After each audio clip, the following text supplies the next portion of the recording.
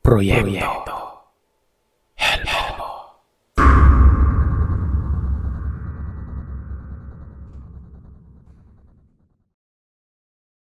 Mapagpalang araw sa inyo, Sir Seth. Tawagin niyo na lamang po ako sa pangalang Maya. Bali ako ay isang tagapakinig niyo. Nasa mahigit 20 anyos na ako at lumaki ako sa mga panahong bihira na lamang ang karanasan sa kababalagan. Sa kadahilanang nabuhay kami sa lungsod na hindi tiktik ng aswang ang naririnig namin, kundi tunog ng mga sasakyan at ingay ng mga lasenggo sa mga resto bar. Pero itong kwentong ito ay karanasan ng aking pinakamamahal na si Lola Gemma. Noong mga panahong bata pa ito at kasalukuyang naninirahan sa dati nilang lupa sa isang liblib na barangay sa isla ng Siquijor. Malinaw ko lamang, Sir Seth, na kami ay naninirahan na ngayon sa Cebu.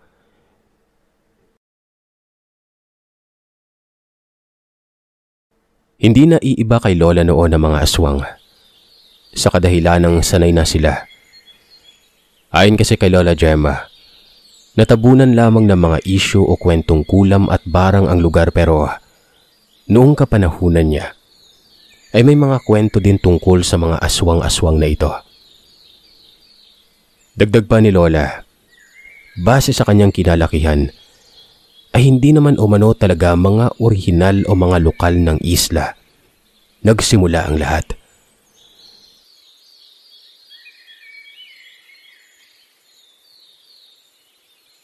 Nagkakataon lamang na may mga nadaang mga bangka o barko na lulan ang mga taong hindi alam kung saan nanggaling. May ibang nadaan lang. May ibang bumababa talaga sa isla para manirahan. At bukod sa mga normal na tao, ay kabilang na nga dito ang mga aswang, mangkukulam, mambabarang, manlalason, manhihiwit. Ayon sa lola ko yun, Sir Seth, sa mga taga Siquijor dyan, baka alam mo merong mga makakapagkumpirma kung totoo ito. Kinalakihan ng aking Lola Gemma na magkakalayo silang magkakamag-anak. May mga nakatira sa patag, merong sa malapit sa dagat, sa mga urbanisadong parte at meron din sa liblib. Pero may mga pagkakataon na nagkikita-kita silang magkakamag-anak naman. Minsan na rin naitanong ito ni Lola Gemma sa kanyang nanay kung bakit hiwa-hiwalay silang kaanak gawa ng yung iba naman ay meron ng compound na bubuong pamilya. Ang sagot lamang ng kanyang tatay Gomez at nanay Sita ay dahil hiwa-hiwalay umano ang lupain na pag-aari ng kanyang mga kaanak. Kaya si Lola Gemma ay wala naman ng ibang naitanong.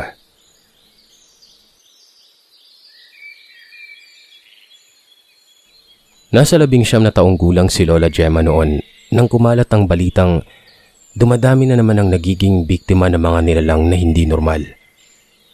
Mga baka, kalabaw, kambing na nawawala. Wakwak ang katawan na imposibleng kagagawan ng kung sinong tao lang. Dahil kadalasang makikita ang mga katawan nilang may mga laman pa, pero wala ng mga lamang loob. Wala ng dugo. At ang mas malala ay nakasabit ang iba sa mga sanga ng punong kahoy. Talagang bagay na pagtatakhan mo kung ordinaryong tao lamang ang may gawa nun.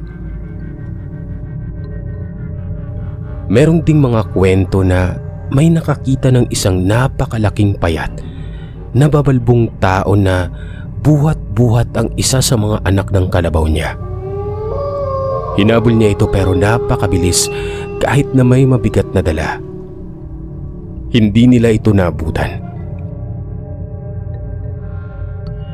At kinabukasan ay nakita na lamang nila ang katawan nito na nakasampay sa isa sa mga sanga na malapit sa tabing ilog. Kaya naman halos lahat noon ay takot na gumala na sa gabi. Dahil baka kalaunan ay hindi lamang mga hayop ang aatakihin ng mga ito, kundi pati na rin mismo mga tao. Lumipas pa ang mga araw at ang takot ng mga tao ay nagkaroon ng patotoo. Dahil makalipas lamang ang 3 araw, 5 bata na kaagad ang nawawala. Ang 2 dito ay nakita ang ibang gutay at parte ng katawan sa gubat at sa ilog. Nakakatakot, nakakaawa, nakakapanindig balahibo.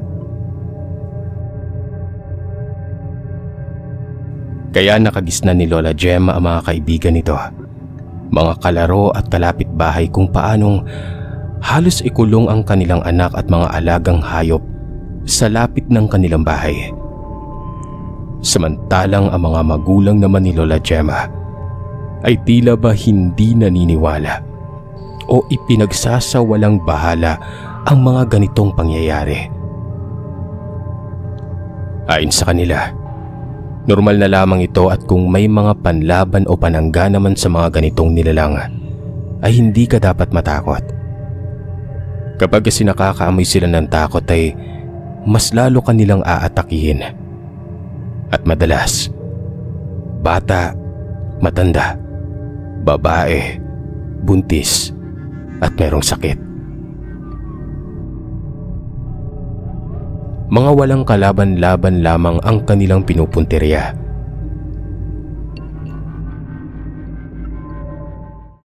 Nagpatuloy ang normal na pamumuhay nila Lola Gemma sa gitna ng mga nakakatakot at kumakalat na karanasan ng mga kalapit-baryo.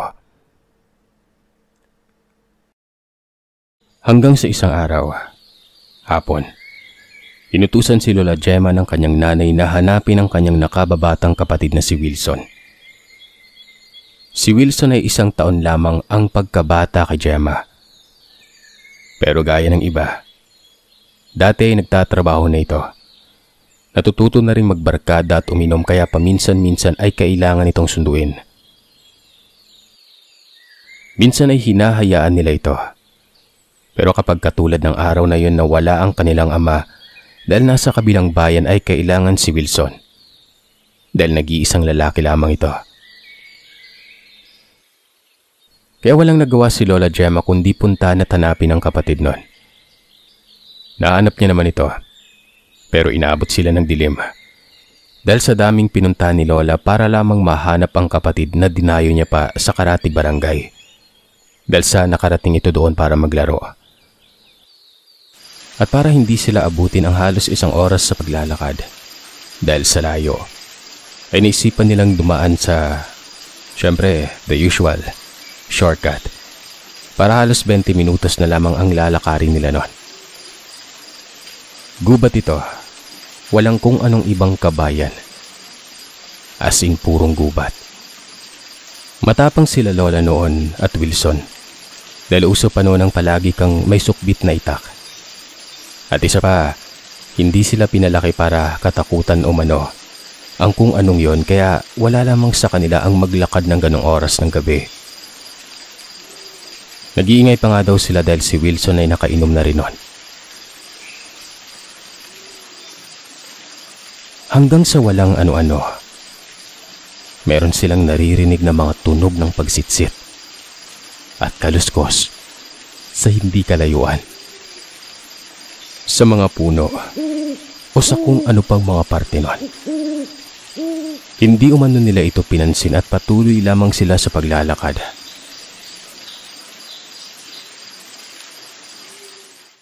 Hanggang sa may bigla na lamang merong tumalon sa harapan nila. As in harap na harap umano nila na umabot na sa puntong nabangga si Lola ng nilalang na yon. Na dahilan para umatras sila at natumba itong si Lola. Si Wilson naman ay agad na inalalayan si Lola at bago pa man ito makabangon ay nakita nila ang bumangga sa kanila noon. Isa itong kalabaw. Batang-bata pa pero humihingal ito. Umiiyak. At nang tingnan pa nila ito ay napansin nilang nagdudugo ang ilong nito, Sir Seth. Nagtaka sila kung bakit naiiyak ito at duguan. Pero nang akma na nila itong lapitan, ay bigla na lamang may sumuwag sa kalabaw na ito. Hinatak palayo sa kanila at binangga sa puno. Nagulat sila sa bilis ng pangyayari at sa ginawa ng nilalang na yon. Parang anino umano ito sa unang tingin, pero habang tumatagal at nakikita nila ang kabuuan nito ng kanilang mga mata, mabalahibo ito, nangungulay, uling at nangingintab. Wala nitong pagdadalawang isip na nilantakan ng kawawang batang kalabaw. At sa pagkakataon na yun ay tumakbo na sina Lola palayo sa nilalang na yon. Maya-maya pa, nakarinig na naman sila ng kalabog na tila sumusunod sa kanila. Hanggang sa marinig ni Lola si Wilson na sumisigaw na meron umano sa kanilang humahabol na malaking aso nun. Takbo sila ng takbo noon na hindi nila alam kung saan na sila pupunta. Hanggang sa may naisip si Lola Gemma. Isa kasi sa madadaanan nilang barangay ay ang bahay ng kanyang kaanak. Isa sa mga pinsan ng Tatay Gomez. Dali-dali niyang sinigawan si Wilson na dumiretso sila doon. At siyang ang ginawa nila noon, pero sobrang bilis daw talaga ng nilalang na ito na kahit tanaw na nila ang kabahayan ay naabutan sila nito. Muntikan pa nga umanong sunggaban si Wilson, pero nang makita nitong naglabas na ng itak ang lalaki, umiwas ito at hinarangan na lamang sila sa daan nun. Sinubukan pa nila Lola Gemma na umiwas, pero ewan ba nila kung bakit silang punteriya. Dahil siguro sila lamang ang tao noong oras na yon sa may labas at nasa kakahuyan pa. Dahil sa wala naman na silang ibang pagpipilian, hinugot na rin ni Lola Gemma ang itak niya. Winasiwas parap sa may nilalang na yon. Dalawa sila ni Wilson ang merong itak, kaya naman hindi din ganun kadali sa nilalang ang lumapit sa kanila. Hanggang sa paunti-unti ay nakakapasok na sila sa bukana ng likod ng barangay. Doon din sa bukana na yun ang bahay ng pinsan ng kanilang ama. Makalipas lamang ang ilang segundo, isang kahol lang narinig nila mula sa kadiliman. Napalingon sila, kasama na ang nilalang na nakaharang sa kanila. Ang kahol na ito ay nanggagaling sa isa sa mga aso ng kanilang tiyo Jose, yung sinasabi ko kaninang pinsan ng kanilang ama. Tawagin na lamang natin ang asong ito na si Chippy. Si Chippy ay yung kung tawagin sa amin ay mga asong gubat. Sa mga nakakakita na ng ganito ay para itong mga tigre na lamang ang itim na balahibo, pero may parang yellowish brown na mga guhit nun. Medyo may kapayatan ng mga ito, pero magagaling ito sa mga akyatan sa mga kahoy-kahoy, dahil kung minsan ay sinasama pa ito ng mga amo nila para mga aso. Bali ay na nga, kumahol si Chippy, umangil. Kinakahulan niya itong itim na nilalang na parang isang tutugising hayop sa gubat. Yun nga lang talaga, alam naman nila Lola Gemma na walang kalaban-laban ng ganitong klaseng ordinaryong aso. Sumigaw pa sila Lola Gemma kay Chippy na tumakbo na. Umalis na. Binubugaw nila ito, lalo na at hindi na maalis ang tingin ng nilalang sa aso. Nang akma nang bumaling ang atensyon nito kay Chippy, ay saka nagkaroon ng lakas ng loob sila Lola na batuhin ito. Pero tila hindi na sila pinapansin. Ang huling pagkakaalala nila ay pasugod itong nilalang na ito kay Chippy. Ni hindi na nila napansin kung ano ang nangyari kay Chippy dahil napakabilis ng mga kasunod na nangyari. Basta nakita na lamang nilang may kaaway ang itim na nilalang na ito. Nagpagulong-gulong sila sa lupa. At ang mas malala, Parehas na parehas sila. Magkawangi sila. Itim din halos ang nilalang na kumalaban dito. Bagamat mas maliit at payat ito ng konti sa humahabol sa kanila, pero di hamak na mas maliksi ito, Sir Seth. Yung para bang sanay na sanay sa mga ganitong klaseng galawan. Ni hindi man lamang nakapalag ang isang nilalang na kanina ay humahabol sa kanila. Hanggang sa ang ginawa na lamang nito ay nagpumiglas sa pagkakahawak at kalmot sa kanya ng bagong dating na nilalang. At nang makatsyempo itong kumawala, ay bigla itong tumalon sa mga talahib. Tumigil pa ang nilalang na naiwan nun. Yung bagong dating. Tinitigan sila at pagkatapos ay sumunod ito doon sa nilalang na tumakbo palayo.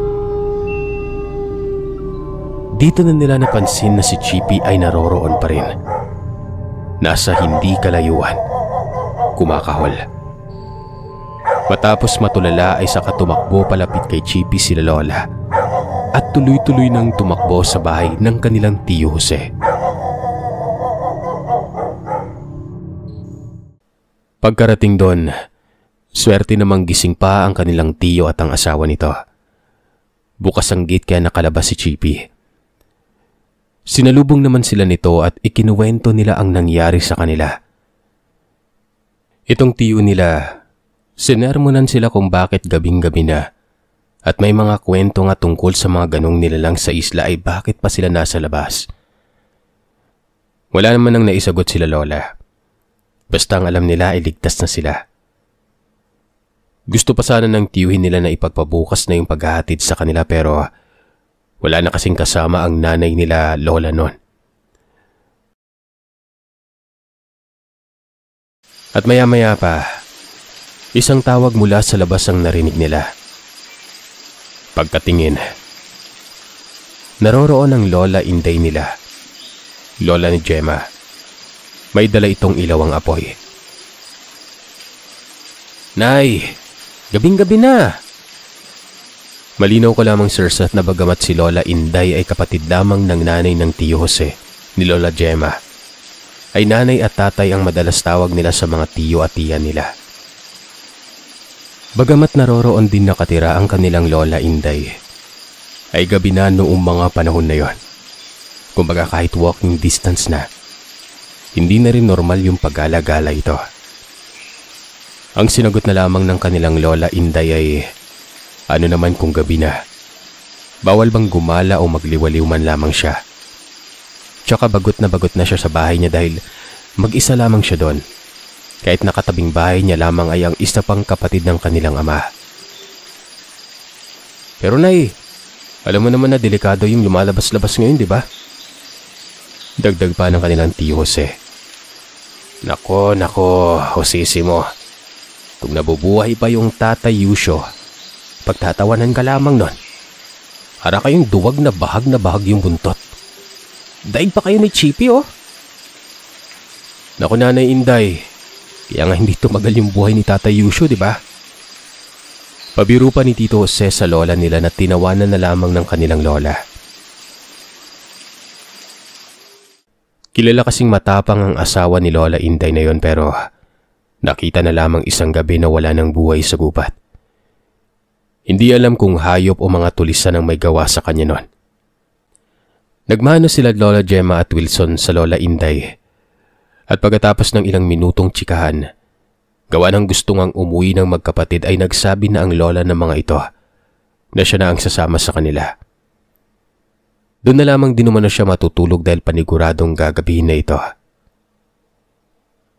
Nay, hindi mo ba narinig? Kakakwento lamang ng dalawa na kung ano-ano na yung nasaksihan nila ng gabi tapos ihahatid mo pa. Ngumiti lamang umano si Lola Inday at sinabing, mas matapang pa nga talaga sila Lola, Gemma at Wilson kesa sa kanilang tiyo Jose.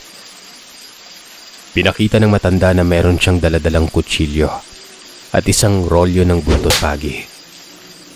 Huwag umanong mag-alala ang tiyo Jose dahil tumanda man umano si Lola Inday noon ay hindi pa rin nawawala ang kanyang alam at tapang sa kung sinong demonyo. O Jose, tandaan mo na itong katatakutang nangyayari sa lugar natin, dagdag lamang to sa ilang bilang pangyayaring karanasan ko mula pagkabata ko. Normal na to sa amin kaya wag mong malitin yung kakayahan ko. Sa kanya hinatak sila Lola Gemma at Wilson. Naglakad na sila. Doon sila dumaan sa pinakakalsada. Bago pa yon, ay dumaan muna sila sa bahay nito at pinagbungkal sila ng luya sa lote ng kanilang tiyahin. Sila mismong dalawa ang nagbungkal at kumuha nun.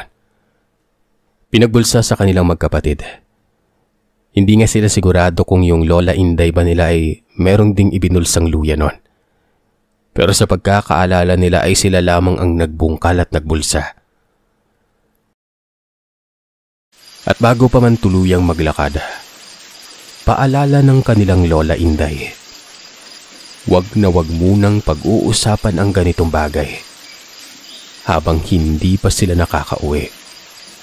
Dahil matalas umano makarinig ang mga ganong klaseng nilalang. Lalong-lalo na kapag gabi. Ayon pa kay Lola Gemma, habang naglalakad sila ay tila parang pandemya noong gabing yon. Tahimik. Pero hindi nila alam kung may bakas ng swerte o ano dahil kahit na ang tanging ilaw na lamang nila ay ang dala ng kanyang Lola Inday, ay walang nangahas o kung anong nilalang ang sumugod sa kanila noon. Nakalabas sila sa mga sumunod na barangay na walang nangyayaring hindi maganda. Dahil na rin siguro sa maraming kabayan doon.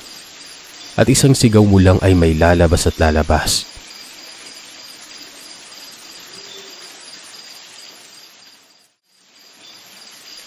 Pagdarating nila sa bahay, naghihintay na ang kanilang ina. Ikinuwento naman nila ang nangyari noon pero talagang ang ikinabilib nila ay ang pananatiling tahimik ng kanilang ina. Konting pagpapaalala at pagsasabi lamang na mag-ingat. Ni wala man lamang pasabi na wag nang uulitin o magpagabi noon. Ngumiti na lamang ito sa kanilang Lola Inday. Muntik na silang mamatay doon, Sir Seth. Kaya hindi din talaga sigurado sila Lola Gemma kung talaga bang masyadong kampante ang kanilang mga magulang sa ganitong mga bagay. Pumasok sila sa bahay. Siyempre gaya ng nakagawian ay kapag naroroon ang kanilang Lola Inday, napapahaba ang kwentuhan nilang magbiyanan. Matapos kumain ay sila na lamang magkapatid ang nagligpit nun. Naghugas at nag-ayos na may higaan. Hindi madalas dumalaw ang kanilang Lola Inday sa bahay nila. Kadalasan itong naroroon kapag wala ang kanilang Tatay Gomez. Hindi naman sa hindi magkasundo ang mag-ina pero nagkakataon lamang talaga. Pero siguro, sobrang bihira lamang din talaga dumalaw ang kanilang lola pero kapag ganito ay nagpapaumaga pa rin talaga ito, gaya ng ibang mga punta niya. Pero ng gabing yon ay tila kakaiba.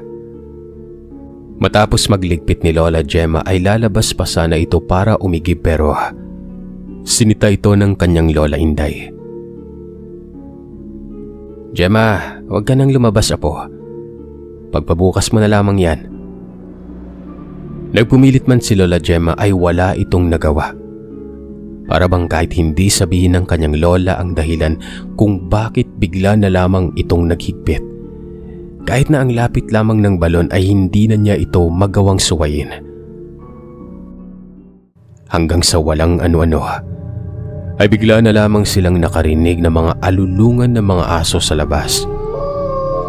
Isa lamang ang aso nila pero noong gabing yon, ay pati mga aso ata ng kanilang kalapit bahay ay umaalulong na rin.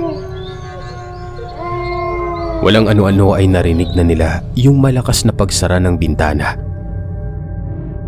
Si Wilson yon.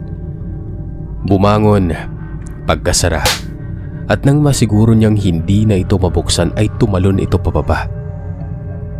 Ang dahilan, nakita niya umano ang itim na nilalang na kanina lamang ay hinahabol sila. Nakatayo ito malapit sa balon. Kahit papano, nadagdagan ng takot ni Lola Gemma sa kadahilan ng bakit tila yata sinusundan siya nito. At magulo pa man ang isip ni Lola Gemma noon, ay nagulat siya nang biglang bumukas ang pinto ng kusina nila. Pagkatingin niya, si Lola Inday niya ito. Nakita niyang nasa labas na ito, ni walang pasabi.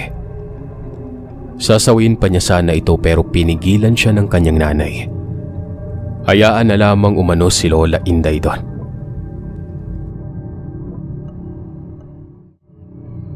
Walang nakakaalam kung ano ang nangyari sa labas pero pagkapasok ni Lola Inday ay nawala bigla ang alulungan ng mga aso. Pati ang anino sa balon, wala na. Kaya mapapatanong ka talaga kung ano ang ginawa ni Lola Inday doon. Ang nakapagtataka pa ay kung itinaboy niya ito. Ang mga gamit ni Lola Inday na buntot pagi at patalim, hindi niya dala. Naiwan niya ito sa loob noong lumabas siya. Lumipas naman ang gabing yon na maayos ang lahat. Kinaumagahan ay nagising sila ng madilim pa dahil narinig nila si Lola Inday at ang kanilang ina na nag-uusap. Nagpaalam na si Lola Inday. Napansin pa ng kanilang Lola Inday si Lola Gemma na nakatingin nun. Ngumiti pa ito at kumaway bago tuluyang umalis. At hindi akalain ni Lola Gemma na yun na pala ang huling pagkikita nila ni Lola Inday bago ito matagal na mawawala.